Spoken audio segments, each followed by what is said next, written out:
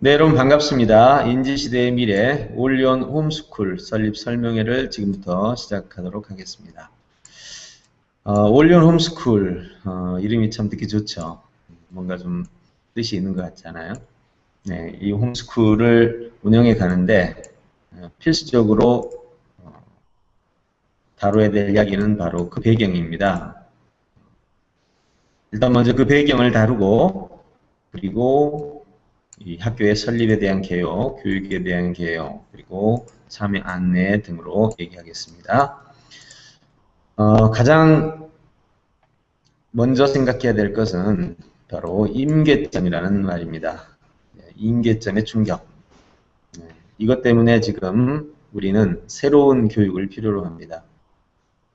지금과는 전혀 다른 시스템을 우리가 경험하게 될 텐데 그 경험에 대비한 새로운 전략이 필요한 겁니다. 그럼 임계점이 되는 이 인공지능은 도대체 어떤 걸까요? 최근에 IBM 아슨의 그 인공지능은 정말 놀라운 기능을 자랑하고 있습니다. 영상으로 굳이 안 본다고 해도 스스로 추론을 해서 답을 맞추는 모습이 정말 기이합니다. 바로 2011년 제퍼디 퀴즈쇼에서 승리를 하고 그 승리한 이후로 왓슨은 엄청난 지금 투자를 받아서 추가 개발을 하고 있습니다. 왓슨이 어떻게 답변을 할까요? 네, 왓슨이 답변하는 과정을 보면 이렇습니다. 먼저 문제를 분석하고 그 문제에 대한 가설을 설정한 다음에 답변을 찾아서 평가하고 마지막 순위를 결정해서 답변을 하는 과정을 거칩니다.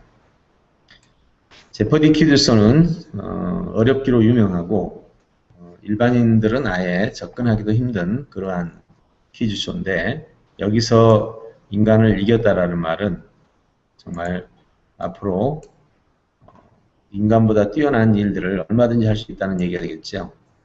현재는 의료 분야 진단 분석에 지금 투입이 돼서 활동을 하고 있습니다. 최근에는 금융 전문가로 예측 지원 역할을 하고 있습니다. 어떤 회사에서 왓슨에게 주가 예측이라든지 기타 시황 분석을 하게 하고 있습니다. 요리를 개발하는 왓슨의 모습도 최근에 뉴스로 나왔습니다. 요리법 3만 가지를 익혀서 드디어 주방장이 돼서 이 왓슨이 요리한 것을 지금 사람들이 먹고 있습니다. 자, 어쨌든 이러한 그 왓슨의 인공지능이 이제 휴머노이드 로봇과 만난다면 또 다른 모습이 될 것 같습니다. 인간의 모습과 흡사하게 움직일 수 있는 이 휴머노이드 로봇은 일본에서 가장 현재 빨리 개발을 한 상태고요. 인공지능은 미국에서 개발을 주로 이끌어왔습니다. 영상을 잠깐 한번 들어보겠습니다. 아시모라는 로봇인데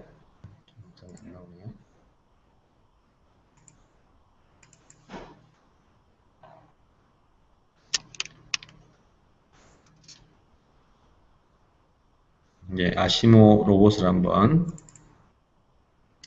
보시면 우리가 하고 있는 일들을 대부분 다 얘가 처리하는 모습을 볼 수 있습니다. 영상 한번 읽어내네.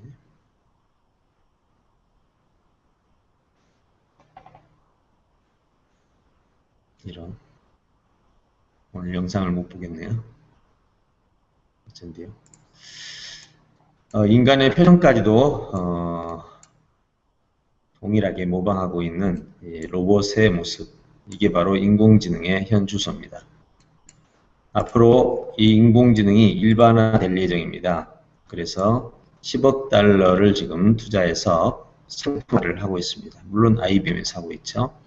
이 중에서 1억 달러를 빼서 우리가 들고 다니는 스마트폰에 앱으로 개발할 예정입니다. 즉 우리가 이제 뭐든 묻기만 하면 지금은 장난스러운 대화를 하는 프로그램들이 있지만 앞으로는 진짜 여러분들이 문제 해결을 위해서 물었을 때 얘가 적당한 분석 자료를 제시하는 것을 볼 수 있을 것입니다. 물론 인공지능의 한계점도 있습니다. 현재는 검색형 알고리즘을 활용하고 있고 비교형 알고리즘. 현재 부족한 것은 이해형 알고리즘입니다. 우리는 인간은 이해를 하죠. 얘는 지금 이해를 하는 것이 아니라 비교하는 형태로 지금 진행하고 있습니다. 컴퓨터는 대부분 다 그 프로그램 형태가 로그인을 하면 로그인 자료하고 기존에 입력됐던 회원 자료하고 비교해서 그 다음 액션으로 넘어가죠. 네, 이러한 형태로 진행이 됩니다. 그렇지만 인간은 이해형 알고리즘입니다. 이해라는 말은 예를 들어서 사과, 배, 감을 이 컴퓨터는 과일이라고 말을 못합니다. 물론 입력해 놓은 데이터는 그렇게 하겠죠. 그런데 이 언어를 보면 그렇게 쉽지 않습니다. 왜냐하면 정답이 이렇게 만들어져 있는 상위 개념, 네. 예를 들어서 몸통, 머리, 팔다리 이러면 우리의 신체라는 상위 개념이 학문적으로 나와 있죠. 이런 것은 쉽지만 예를 들어서 내가 어제 놀았다. 엄마는 TV를 봤다. 아빠는 낚시를 갔다. 자, 이런 경우에 대해서 학문적으로 이렇게 정의해 놓고 백과사전에 정리해 놓은 게 없거든요. 예, 그러면 이 세 개를 합치면 가족들의 취미생활 이렇게 나와야 되는데 컴퓨터가 그걸 잡아내기는 불가능합니다. 왜냐하면 이것은 창의적 요소가 많기 때문이죠. 그래서 현재까지는 이 이해라는 부분을 컴퓨터는 못합니다. 쉽게 말해서 컴퓨터는 연결 기능 그리고 묶음, 종합 기능 네, 이 부분을 못합니다. 바로 이것 때문에 인간만 지금 이해를 할 수 있고 컴퓨터는 이해라는 개념이 아닌 비교라는 사고의 가장 기본 단계죠. 우리가 어떤 것을 봤을 때 제일 먼저 내가 알고 있는 것과 상대방이 내 눈에 보이는 것, 내 머릿속에 있는 것과 보이는 것을 비교하는 그렇게 해서 인지를 하죠. 예, 그 단계까지밖에 지금 못합니다. 그런 면에서 봤을 때 우리에게는 인공지능 시대에 우리가 어떻게 살아야 하는지를 보여준다고 볼 수 있습니다. 자, 그러면 이 임계점의 충격 앞에서 문제는 인공지능의 한계점이 바로 이 알고리즘 부족하죠. 요것만 하고 요걸 못해요. 정작 해야 될 걸. 근데 더 문제는 우리 인간 지능의 한계점. 또 마찬가지로 대부분 사람들이 이해력이 부족하다는 겁니다. 이해력이 이해 능력의 부족. 예. 이해 능력의 부족은 핵심 파악이라는 개념하고 핵심 파악 능력, 그 다음에 정보 구성 능력이죠. 설계 능력. 그리고 자유롭게 정보를 표현하는 표현 능력도 부족합니다. 예. 지금 이런 상태죠. 이게 모두가 뛰어나다면 좋겠는데요. 상당히 뛰어난 사람들 몇 프로는 어떤 부분이든 이해할 수 있고 또 핵심과 정보 구성, 정보 표현을 할 수 있는 반면에 대부분의 사람들이 이 영역이 지금 현재 컴퓨터처럼 부족한 상태입니다. 한 문장 한 문장은 이해하는데 문장을 여러 개 묶어놓은 단락과 지문이 되면 그 속에서 핵심을 정확하게 압축하지 못한다는 거죠. 바로 이런 문제가 현재 임계점에서의 충격입니다. 이제 충격 대비 방법은 정보의 핵심을 파악하고 이게 이제 퓰리처상을 받은 그 호프스테터가 맞선 것이 인공지능에 대해서 문제를 제기했는데,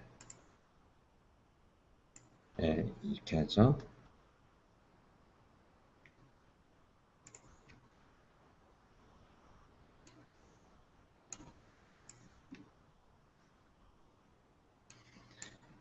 왜 당신은 이 IBM 마신 인공지능이 아니라고 생각하나요? 라는 질문에서 이렇게 말을 했습니다. 진정한 인공지능은 생각을 할 수 있어야 합니다. 그런데 왓슨은 자신이 읽는 것을 이해하지 않습니다. 읽는다는 말도 틀립니다. 왓슨은 어떤 것의 의미도 알 수 없고 무언가를 읽는다고 말할 수 없습니다. 현재 왓슨은 아까 말했던 대로 비교 개념으로 처리한다. 그래서 진짜 인공지능을 어떻게 만드느냐라고 물으면 먼저 생각의 본질을 이해부터 시작해야 된다고 말합니다. 예. 그리고 이해란 뭐냐? 얼핏 보기에 서로 다른 것들을 서로 연결시킨다 이 말이에요. 연결에는 뭐가 있다고 그랬죠? 예, 연결은 동류형, 포함형, 인과형, 그 다음에 대립형으로 연결이 됩니다. 예, 이게 바로 인간의 두뇌가 하는 일이죠. 인간의 인공지능이, 인간의 지능이 하는 일입니다. 그래서 이걸 할 수 있을 때 우리는 정보의 핵심을 파겠다 이렇게 말하죠. 그리고 그 정보를 설계도로 만들어서 알려진 정보를 학습적으로 설계하는 것이 현재 왓슨과 같은 인공지능이다. 이 부분이 현재 왓슨이 할 수 있는 부분이에요. 미지의 정보를 설계하는 것은 창조적 설계라고 하는데 인간만이 현재 할 수 있습니다. 물론 앞으로 인공지능이 할 수는 있겠죠. 그렇지만 앞으로 그 기간 동안은 우리가 더 나은 입장을 가지고 있다는 겁니다. 문제는 이러한 역량을 대부분 사람들이 못 가지고 있고 소수만이 이용하고 있습니다. 그래서 설계를 현실로 구현을 하는 것은 즉 여기까지만 인간이 만들면 나머지는 로봇을 통해서 지금도 생산이 가능하죠. 결국은 바로 이 두 부분입니다. 이 두 부분을 인간이 할 수 있기 때문에 현재 인공지능을 넘어서서 살 수 있죠. 자, 그래서 우리는 인지 시대를 맞아서 이제 이러한 인공지능 시스템이 시대의 흐름을 이끌어갈 때 우리는 어떻게 할까? 이 컴퓨터는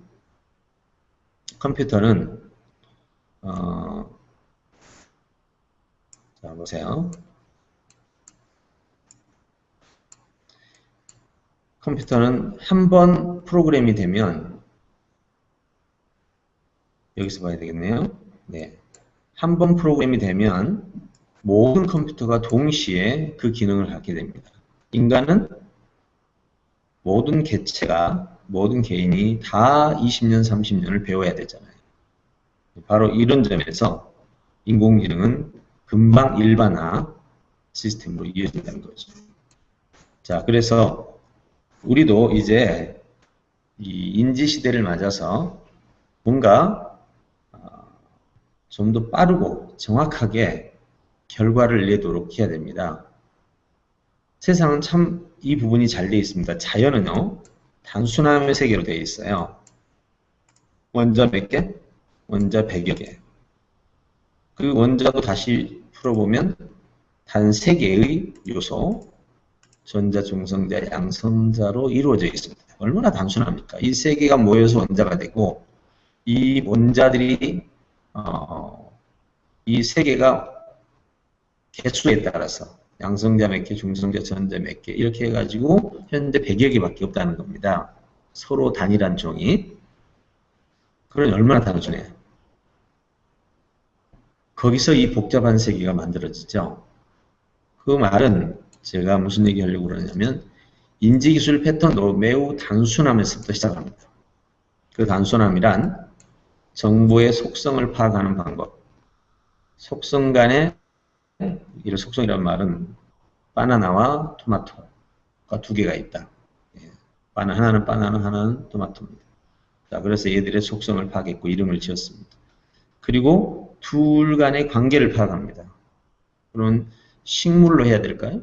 아니면 열매로 해야 되겠죠. 예. 자, 열매라는 속성의 관계가 파악이 됩니다. 그 다음에 이제 관계에 설계 구성이 일어나야 되는데 거기에 이제 하나가 더 들어왔어요. 네, 쌀이 들어왔습니다. 그러면 이것은 또 하나의 열매가 되겠네요. 곡식의 열매이니까. 근데 이번에는 생선이 들어왔어요. 이렇게 정보가 하나씩 더 들어옴에 따라서 이제는 열매에서 생선으로, 생선에서 농수산물 또는 그렇죠? 농수산물로 이렇게 바뀌어 나가는 이것이 바로 설계 구성입니다. 아주 단순하죠? 하나, 둘 모이면 상위가 하나 생기고 또 하나가 오면 그 밑으로 들어가든 아니면 옆으로 오든 이렇게 기술의 패턴이 아주 단순합니다. 여기하고 똑같은 구조죠. 예. 제가 말씀드리고 싶은 이야기는 정말 인재를 만드는 데 있어서 우리의 능력을 개발하는 데 있어서 이 단순함의 원리를 사용해야 됩니다. 지금 우리 교육은 너무 복잡하죠. 국영수사과 미체를 다 배워야 되고 그 외에도 얼마나 많은 것을 배워야 합니까? 우리가 이렇게 세상의 많은 사물들을 보면서 이 사물들의 속성을 파악해서 밑으로 파고 들어가지 않았다면 세상이 이 세계, 전자, 중성자, 양성자로 되어 있다는 사실을 몰랐겠죠. 이걸 몰랐다면 우리는 나노 기술을 발견하지 못했을 겁니다. 지금 인간은 나노 기술을 발견해서 어떻게 하고 있나요? 네, 물질을 우리 스스로 이제 창조해내고 있죠. 옳고 그런 걸 떠나서 이게 바로 단순함의 힘이죠. 그러면 이 인지시대에 정말 인공지능이 엄청난 속도로 지식을 습득하고 사고를 해나가는 이 과정에서 인간은 이 30년씩 배워도 거기에 미치지 못한다. 정말 한계죠. 네, 이러한 모습을 우리는 계속해서 두고 볼 수는 없다는 거죠. 그래서 저는 트리키 교육을 단순함의 시스템으로 바꾸고 있습니다. 최대한 단순함. 자, 위대한 사람들의 단순함을 보면 먼저 창조를 하는 단순함, 천재들의 학습 패턴의 단순성을 보면 간단합니다. 연구 분야를 정합니다. 흥미에 따른 연구, 미결 문제, 해결이 안 되는 문제. 해결이 된 것을 흥미를 가지면 이건 학습이 되죠. 연구가 아닙니다. 이 세상에 아무도 모르는 문제를 내가 관심을 갖게 됐어요. 그때부터 이제 연구하게 되죠. 한 분야에 집중해서 연구하고 그 분야의 정보를 수집하고 아이디어를 발견하고 발견 내용을 도구로 만들어내고 이렇게 만들어진 것을 발표하죠. 네, 논문을 발표, 강연으로 발표합니다. 자, 이것이 인정을 받으면 이제 수익 창출 패턴으로 넘어갑니다. 정부에서 자금을 투자하거나 기업에서 자금을 투자해서 상품을 개발합니다. 솔루션들을 만들고 조직을 구축합니다. 그리고 상품을 공급합니다. 이겁니다. 이게 다예요. 얼마나 단순해요. 천재들의 학습 패턴 단순성. 네. 이대로 따라가면 됩니다. 예, 이것이 바로 우리가 가야 할 길이에요. 우리는 이걸 배우지 않고 계속해서 뭔가를 배우기는 하지만 정작 이거는 못합니다. 어떠신가요? 대부분 학자들은 여기까지만 하죠. 어떤 사람은 이것만 합니다. 여기를 경영자라고 그러죠. 이쪽을 경영자, 이쪽을 학자. 자, 예를 들어 봅시다. 페이스북의 주커버그는 이쪽을 했죠. 지금 이쪽도 하고 있죠. 또 MS에서 빌 게이츠 이쪽 했죠. 이쪽도 하고 있죠. 네. 정말 뛰어난 인재는 여기서 끝나지 않고 여기까지 가는 사람입니다. 물론 이것만 해서도 나는 재미가 있다. 그럼 여기 뭐 할 수 있겠죠. 에디슨도 이 부분을 다 했습니다.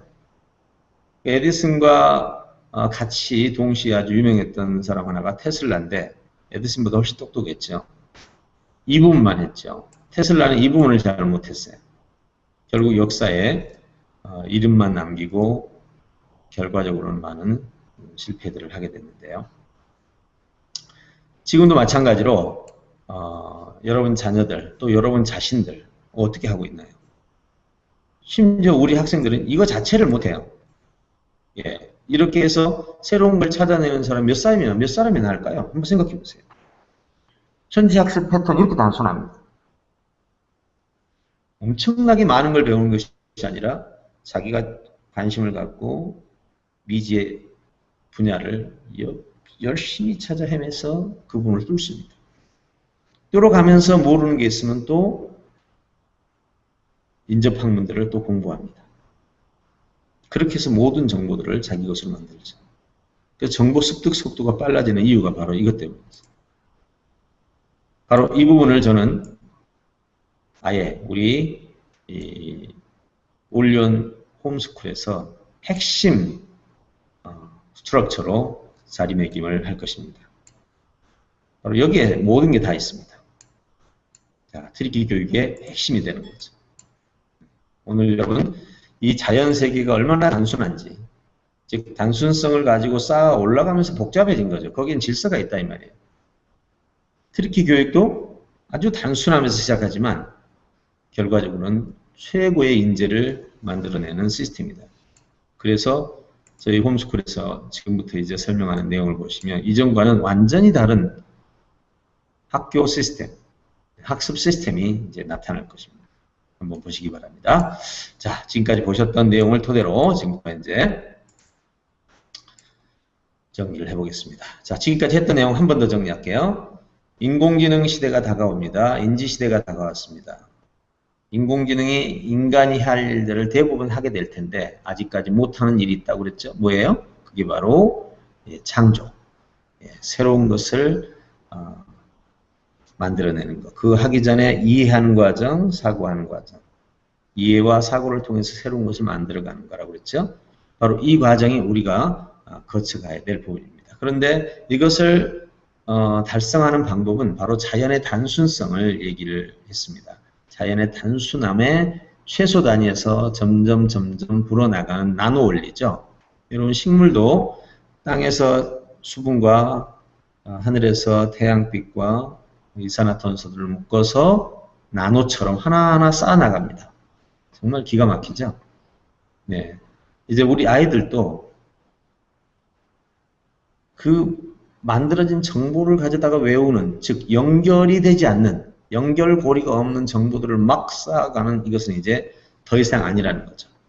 우리 인간의 엄청난 역량을 다 사장시킨다는 것을 여러분은 기억하셔야 됩니다. 자, 그래서 이 문제 해결을 위해서 드디어 올리온 홈스쿨을 설립하자고 마음먹었습니다. 5회 전부터 꿈꿨던 일 있죠. 98년에 꿈의 학교, 2002년에 DK 스쿨, 그리고 지금 올리온 홈스쿨에 이르기까지 20여 년에 걸쳐서 만든 이 학교 시스템을 여러분에게 선을 보여드리겠습니다.